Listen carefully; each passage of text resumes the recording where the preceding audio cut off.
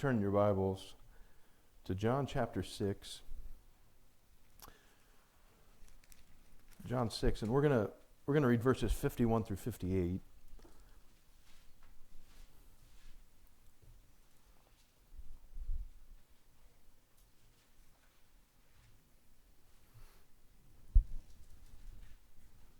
So John chapter 6, 51 through 58.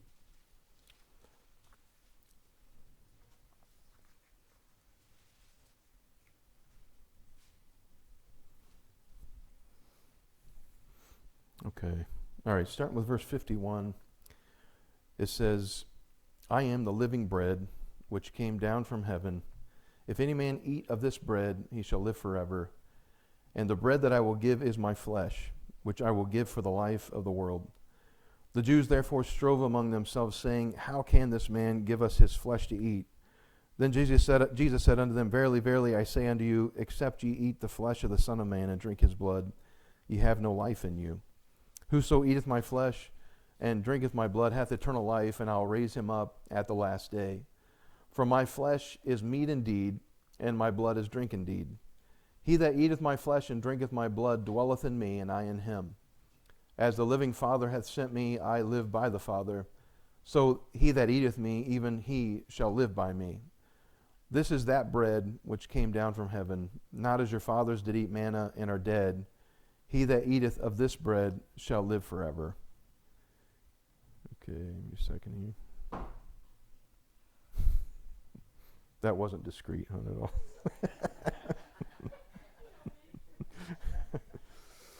Okay. All right, so, we've heard these verses. There's actually a lot going on in these verses. And the instance that Jesus is in really divided the people who were following him, because they couldn't accept this teaching. They didn't understand quite what he was saying. And like we all do sometimes, we take the words of Jesus so literally that we miss the spiritual meaning behind it. And I think they missed the spiritual meaning behind what he was trying to say. But I was thinking about the crowd that Jesus had fed when he multiplied the loaves and the fish. And I thought about the expectations of the crowd. And I thought about myself living with expectations. And I know sometimes when I have an expectation, many times I set myself up for failure because the expectation that I have doesn't pan out so well. And I have to reassess what's going on, and it doesn't add up with my expectation. But false expectations can set you up for failure, especially when things don't work out the way you envision them to work out, and they can kind of lead to discouragement. They can lead to despair. I found this. This is the expectations of a woman looking for a man before she's 40, and then the expectations of a woman looking for a man after she's 40. And here's the list. Before she's 40, this is her list of expectations. She wants someone who's handsome, charming, financially successful, a caring listener, witty, in good shape, dresses with style, appreciates the finer things, full of thoughtful surprises, and is an imaginative romantic. All right, that's before 40. Dan, I know it's changed. Here's what a woman is looking for after a man, after she's 40, when she's looking for a man. He's not too ugly. He doesn't belch or scratch in public. He works steady. He doesn't nod off while she's talking. He's in good enough shape to rearrange the furniture. He usually wears matching socks and fresh underwear. Remembers to put the toilet seat lid down, and he shaves at least on the weekends. So your expectations change dramatically when you get older in life. Yes, good thing. Yes. Thank God, Jerry. Yes. Yeah. They learn to live with you, don't they? Yeah. We are to desire. We're to have an expectation of Jesus Christ, but sometimes the expectation isn't quite what the truth is about who he is. And sometimes we have to redefine our expectations and redefine who Jesus Christ is in our life. And sometimes that's daily, sometimes that's weekly, sometimes that's yearly. And as we get older, we get more understanding and more knowledge about who he is. And our image of Jesus Christ changes upon the revelation that we receive through this life of who he is. But one thing we're to desire of Jesus, and he fulfilled this, he said, this is who I am, is the fact that he's the bread of life. And when Jesus came as the Messiah the first time, everyone had this expectation of who the Messiah was, what he was to be, what he was to do. And so everyone is waiting on earth with this expectation, and the Messiah arrives, and it's not what they expected, and many missed it the first time. And a prayer would be, God, don't let me miss who you are and what you're doing, because that decision can impact your eternity. But they missed it when he came. They had this expectation. And many people have this expectation of when Jesus returns. We talked about that in the prayer this morning, or when we started. But there's an expectation of Jesus coming back, when it's going to be, how it's going to be. And the same expectation was when Jesus first came, but they weren't expecting the right thing. But I hope we have it right this time, that he's going to come in glory, and it's going to be much different. Back then, they were expecting this lion to come in, roaring, to be a world leader, to elevate Israel to a place of prominence, and that Israel now would be in the head position instead of the tail position, where it seemed like they were always rebuked, like they were always going through some type of hardship. But if Israel looks, they can see that by their sin they were brought to this place where they were in that position. But they were expecting this king to come and lift them up.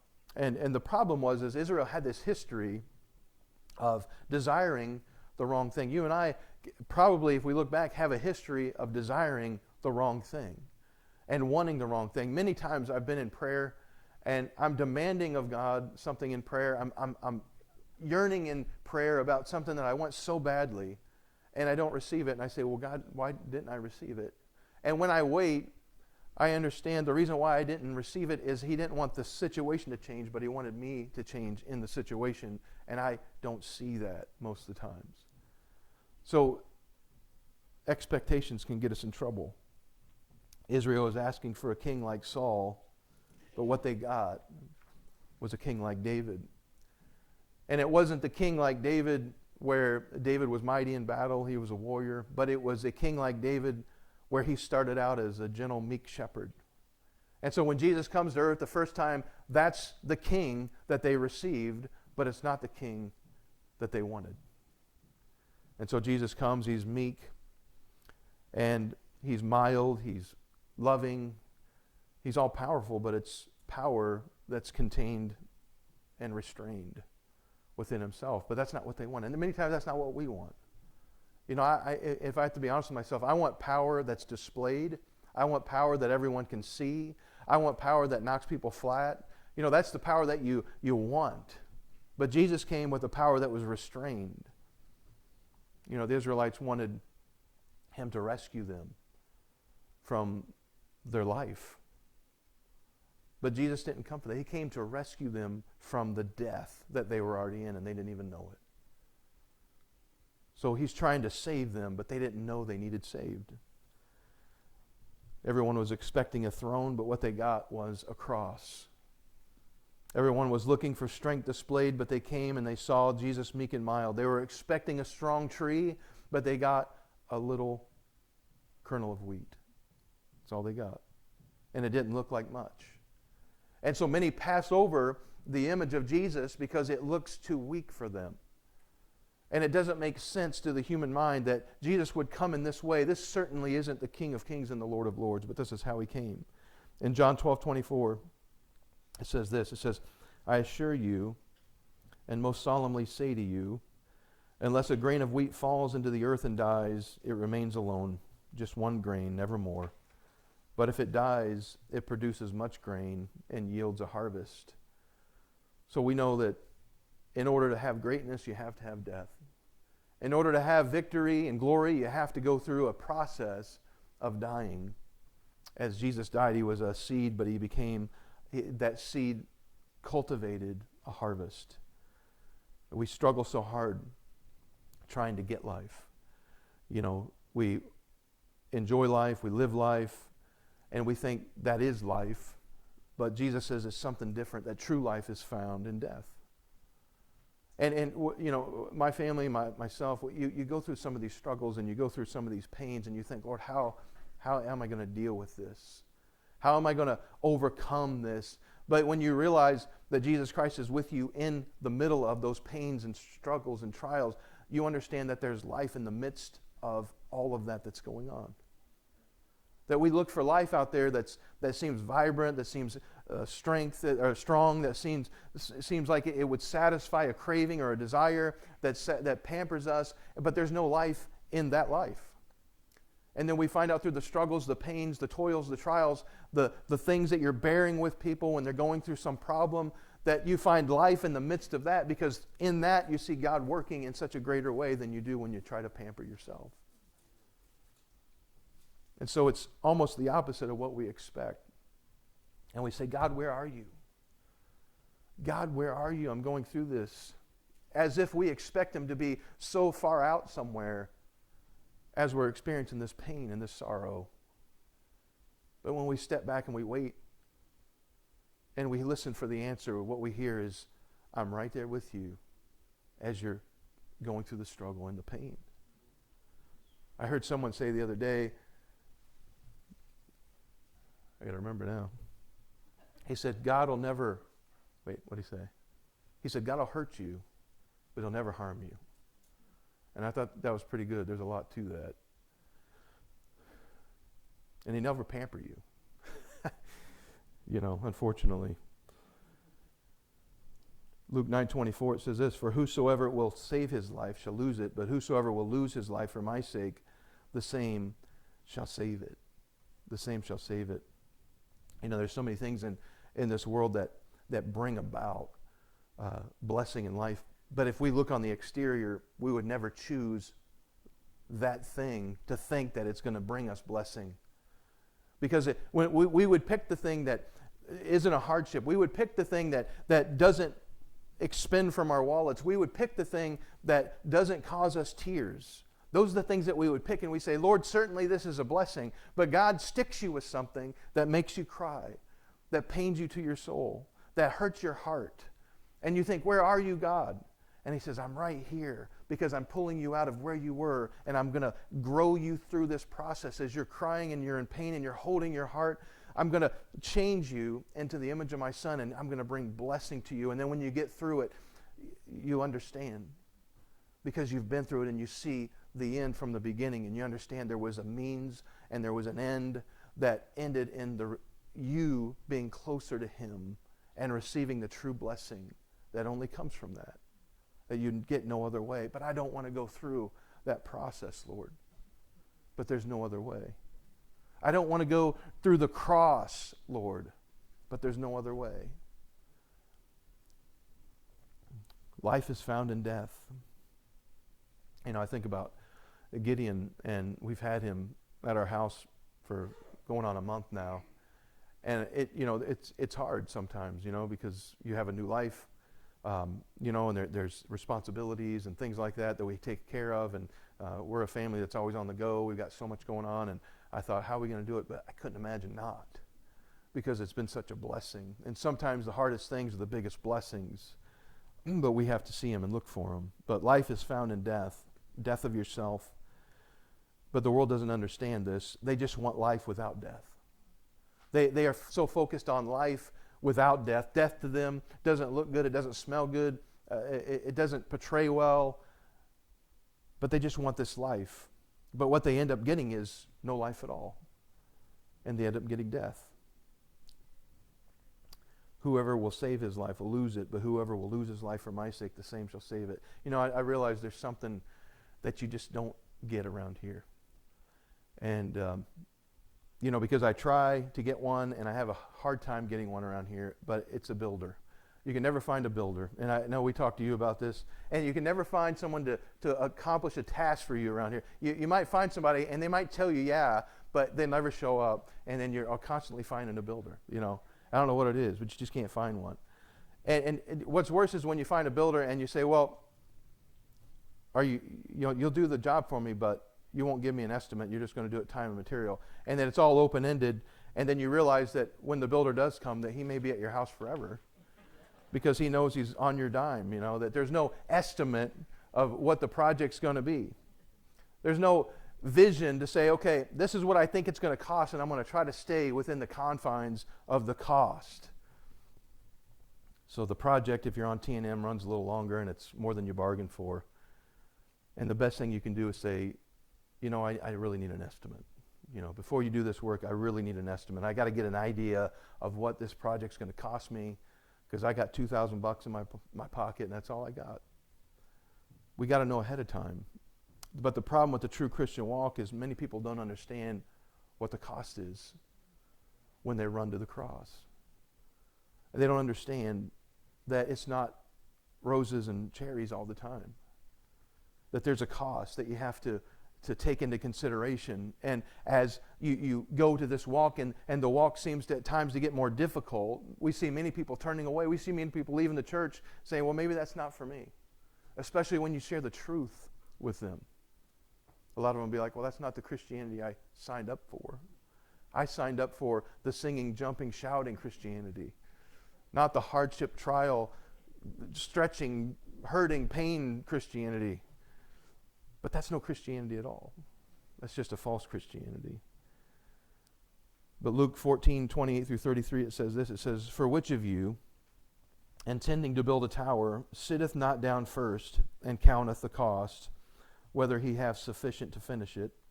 Lest happily, after he hath laid the foundation, is not able to finish it, all that behold it begin to mock him, saying, this man began to build, and was not able to finish. Or what king going to make war against another king, sitteth not down first, and consulteth whether he be able with 10,000 to meet him that cometh against him with 20,000?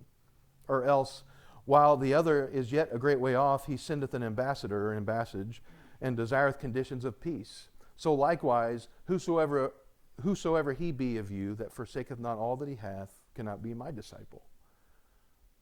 So, Jesus is laying the groundwork here. And the first thing that I like that he talks about is the Christian life. He compares it to building and war. And that's certainly what it's like, isn't it? It's building and it's war. But our lives are supposed to be full of faith of both. We have to be full of faith knowing that God is building something in us, and we have to be full of faith knowing that we are at war against the enemy in this life. But we have to determine ahead of time that the only way we're going to complete this project is when we get into it, we understand the cost of the project, knowing that this is what this life is about. The worst thing is going somewhere and having an expectation of that place or that person, whoever it is, and then coming to realize that it was nothing like you thought. I remember going into the Navy, and I had no clue the culture of the Navy and boot camp. None. Zero.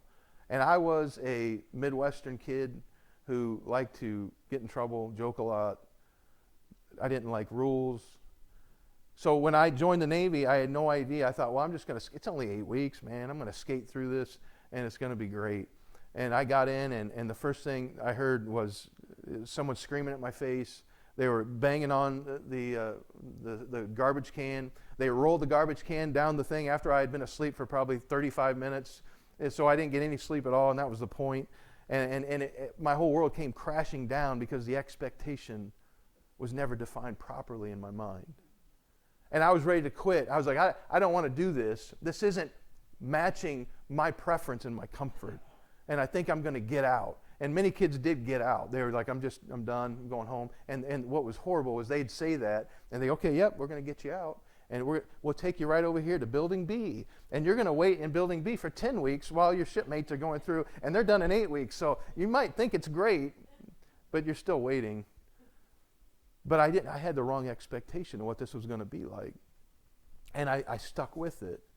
And I stuck with it, and I stuck with it, and I'm so glad I did, because you got to the end, and you realize the blessing that came from sticking with it and growing and understanding that you did have the perseverance to go through and make it, and you didn't even know what was inside of yourself because you never were tested that way. But when we know the cost, when we know that when we come into this life and we understand that's the demand that Jesus makes, that he says, you're going to have to lay it all down, forsake everything. Because I don't want to be an add-on, I want to be everything in your life. And so he says, forsake all. And we get into the Christian life and we think, oh, it's going to be great, and I feel so good, and it's full of life of this world, and then we come to understand that it's full of death of this world. and we find the most precious life that becomes the substance of our existence here on this rock that is still in death. We find that through the death that we are experiencing here on earth, that through the death we get real life inside of us. And it's redefined. And it breaks the expectation that we had. Every thought that we had. The broken bread of life breaks us and supplies us real life here among the dead. Let me say it again. The broken bread of life breaks us and supplies us real life here among the dead. We are the living among the dead. But we are also dying to this world. So we're desire the bread of life and understand the cost of what the bread of life does for us. The second thing is we're to have gratitude for the bread on this earth. We have the bread of life. We understand what it means to have the bread of life, and then we have gratitude for the bread. And that's Jesus' death. That's who he is. That's his body. And he says you have to eat of the bread, which is partaking of him, which is eating of him. And this is what the Sadducees, Pharisees couldn't understand. What do you mean we're supposed to eat of you?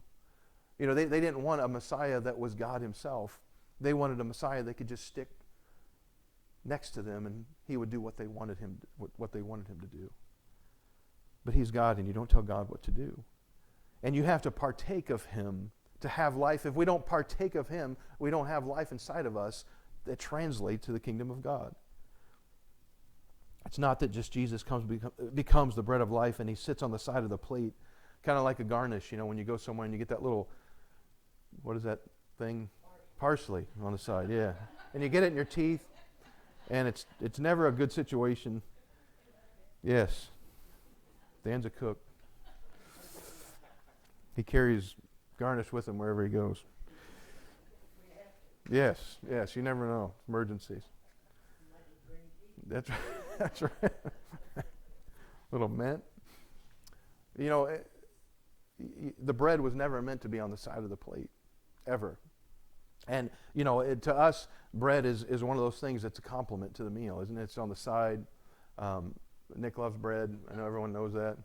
And but she'll make, you know, she doesn't just like bread, she likes butter. And I think she likes butter better than bread because she has the ratio to butter to bread is not matching.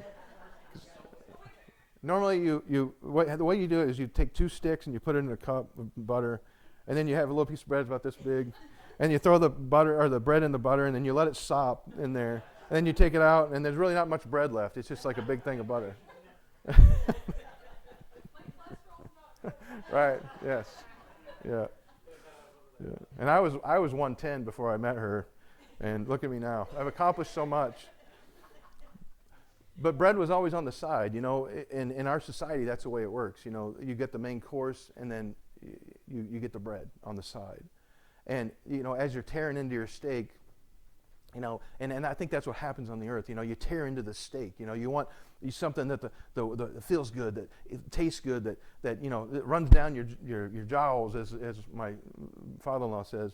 You know, but that's not the main course, because it was never meant to be the main course. Because in Jesus' day, the bread was the center. It was the most healthy thing that you could eat. And nowadays, we make bread with flour and sugar. You know what I mean? We call it bread. That's not bread, that's candy. But back in that day, they made bread with barley, oats, and rye. And it was one of the healthiest things that you could eat. And it was the main course. When they brought the bread out, everyone knew, wow, the bread, you know, that's the sustaining power of the meal is in the bread. And they would break the bread, and it was such a big deal to have bread. Everybody had bread. Because most of the time, that was the thing they had in abundance, was barley, oats, and rye. And so it was the main course. And so when Jesus said, I'm the bread of life, what he was saying is, I'm the main course. I'm the sustaining power. I'm everything. We don't just add Jesus to our life. He is our lives.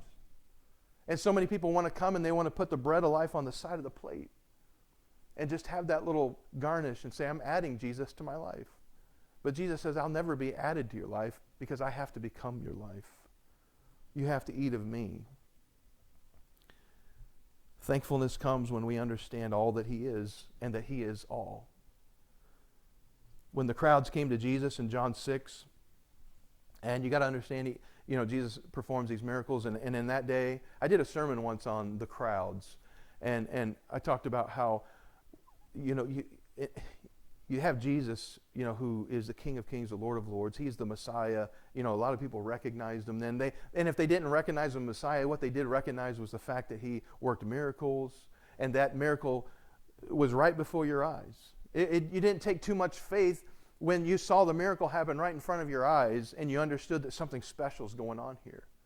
But when people came to Jesus, they weren't looking for a Messiah. They weren't looking for someone to change their hearts and their lives. They were looking for someone that was going to pamper them, heal them, feed them. And so that's what they were looking for.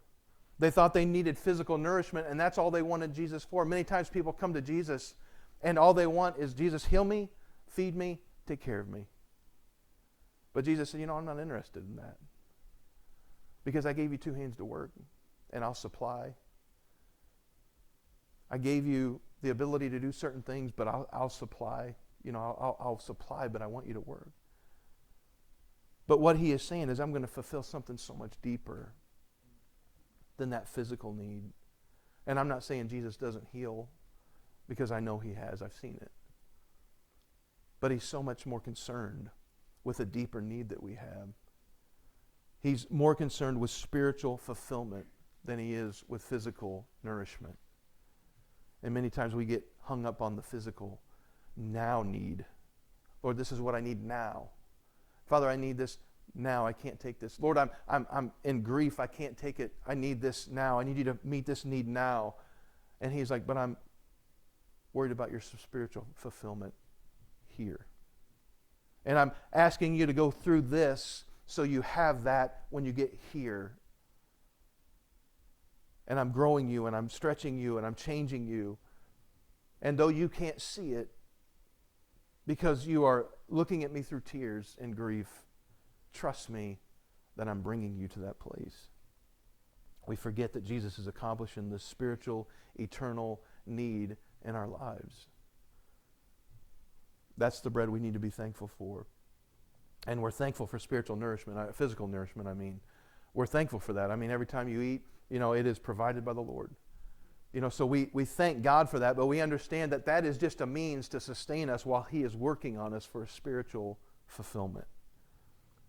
And we look past that, and we can be thankful for some of the pains, some of the death, some of the things that we go through, because they're accomplishing spiritual fulfillment in the form of Jesus Christ himself in our lives. So we have to understand what his body and his blood accomplished for us. It's so much more than what we first think of, that he offered everything for us. But then he also said, I offered everything for you, but you have to take everything of me, because there's no other way.